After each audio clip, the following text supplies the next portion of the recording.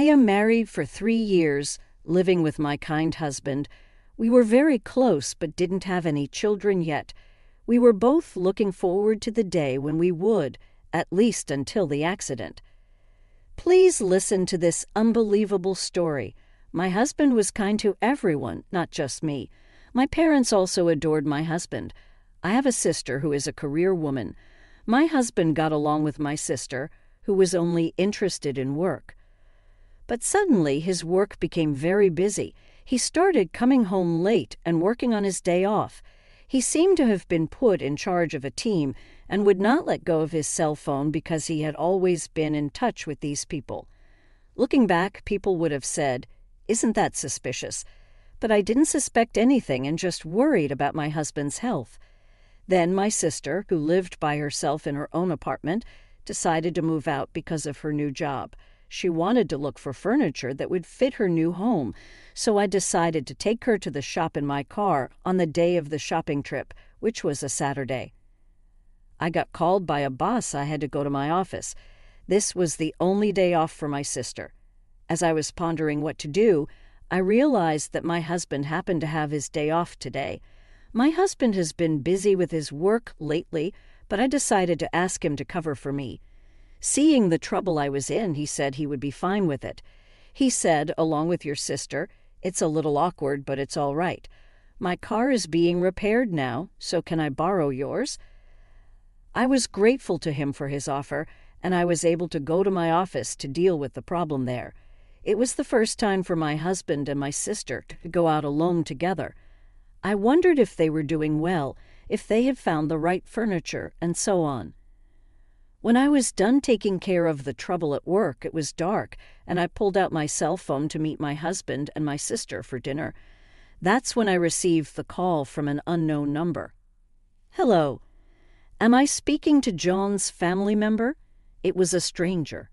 "Yes, I'm his wife." "This is the police. Your husband has been in an accident." The man, who identified himself as a police officer, informed me that the car my husband was driving had been involved in an accident, and he and his female passenger were unconscious. I don't remember what I did when I received the news, but I remember rushing to the hospital. I told the emergency receptionist my name and was taken to the ICU.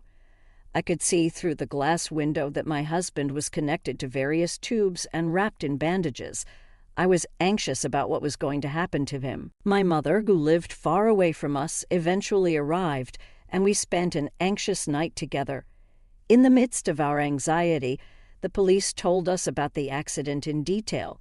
He told me that John had been driving on a road with clear visibility when he was hit by a car that ran through a red light. The other driver was seriously injured and was being treated at the same hospital. However, the driver testified that John's car had been acting strangely before the accident, and the police were investigating the possibility that the husband had fallen asleep at the wheel. Within a few days, my husband and my sister regained consciousness, and the doctors did some tests. My mother and I were called in to hear the result of these tests, and we were told that although they would not die, they would probably be left with some kind of disability. Still, my mother and I were happy that they were alive and thought they would recover to some extent through rehabilitations. Of course, we didn't tell them about the possibility of their disabilities. My mother and I only told them positive things and took care of both of them. At first, my husband was in a state of shock from the accident. He was not feeling well and was also concerned about the trouble he had caused to me, my mother, and my sister. But as time went by, my husband, who had been kind to me, started to gradually change. He was frustrated with his leg that didn't move easily, the hospital treatment, and the fact that he had to quit his job, all of which seemed to get on his nerves, and he couldn't control his frustration. Still, I went to the hospital because I knew how he felt and wanted to support him. One day, a police detective came to the hospital. He told me that he had found out something about the accident. It seemed that the brake oil in my car was involved, and it had leaked, so I might have had an accident sooner or later. He said that might be the reason why the car was acting strangely before the accident. The woman who crashed into my car was also not doing well. Her mother came to apologize. It was the first time that I met her. Since then, I felt that my husband's attack on me increased. He was angry that I could move while he couldn't. He also seemed annoyed that I was only at the hospital for a short time because of my work schedule. He consistently ordered me around, vented his anger on me when I didn't get what he wanted, threw things at me, complained about his hospital room, and complained when I went out to buy my own lunch. The demands were getting worse and worse. I certainly felt sorry for him, but I had to work to make ends meet, and there were many things I had to do, such as contacting the police and communicating with the hospital. I didn't even have time to breathe. My husband's attitude was getting unbearable. I could see that I was being driven into the corner. My sister seemed to be in a similar state of mind, and my mother became more and more exhausted. I heard that my sister's demands on my mother, who had no work, were even worse. When I couldn't go to the hospital, both my husband and my sister seemed to have heard that they would remain paralyzed even with rehabilitation. Then there was the fact that my car's brake oil had been leaking. My sister said, "Hey, I heard your car was leaking oil. You were responsible for your car's maintenance. I can't work, and I can't get my body back to normal because of it. Mom looks irritated, and your husband is in the same condition. You are responsible for taking care of me and your husband for the rest of your life." My sister blamed me so hard that I was surprised and called my mother, who told me that my sister had been in this mental condition for a long time. My mother told me that she was too tired to go to the hospital. Still concerned about my husband, I went to the hospital. When I didn't see him in the hospital room, I found him with my sister in the common room. The visiting hours were almost over, and they were sitting alone together in the otherwise empty common room. "Hey," I said, "I heard that if you had only taken the car in for inspection, all of this might not have happened." My husband was glaring at me. "Yeah, but you are the reason why your sister and I are in this mess. The insurance will pay for it, and you're going to have to take care of us for the rest of your lives. Remember that." As soon as I heard those words, something snapped inside me. "Since when are you so close to my sister?" "What do you mean?" "You don't come over that often, and your mom texted your sister to say that she can come for a while since we both can't leave this place nor can we walk. What's wrong with talking to your husband?" My husband and my sister seemed to be ganging up on me. "I know, right?" I asked sarcastically. "You guys hadn't seen each other for a long time before the day of the accident, right?" "What are you talking about?" "I'm talking about you taking care of us, you know that." My husband ignored my question. My sister didn't even look at me, but she nodded when my husband said that she would take care of them both for the rest of their lives. I didn't expect to get an answer, but I kept on asking anyway, hoping that they might understand how I was feeling. "I wonder if the person whose car hit you is getting better now," I said. "How should I know? She ran the red light. It's just unbelievable." "That's right, you can't imagine how scary it was. We really need to make sure we can get some compensation from her. And I was so close to getting a promotion too. If I didn't cut in, they would just keep on complaining, so I think it's time to expose the truth. There's something I need to let you know." "What?" "First of all, I had my car inspected before the accident." "Did you? Then the dealer should be sued. There's no way they didn't know this brake oil was leaking." "I know, right? So right after the accident, the police called me. They wanted to know what the cause of the accident was, so they asked if they could take a look at my drive recorder. But that old drab recorder doesn't record any sound and also doesn't start recording until after the accident, so you can't get anything out of it." "I see. It's just like I thought. You didn't know that I had gotten a new drive recorder." My sister looked up in surprise. "What?" "I also installed another camera for the inside of the car." Her face grew paler and paler. The drive recorder nowadays can start recording with even a slight shake of the car. The police contacted me and they said they had seen the data." My husband looked confused, and my sister looked so pale that she almost collapsed. "You were up to something, correct?" I confronted her. "What do you mean? You did something to the car." My husband was panicking. "Oh, do you address my sister like that? You talk to her as if she were your girlfriend." "Oh." My husband stopped talking, apparently in panic. "I told you earlier that a slight vibration would start the recording, and so many intimate scenes between the two of you were recorded. I was so embarrassed when the police asked me if it's my sister who was in the car with my husband." The blood drained from my husband's face. "You guys had been having an affair all this time. You had been completely fooled."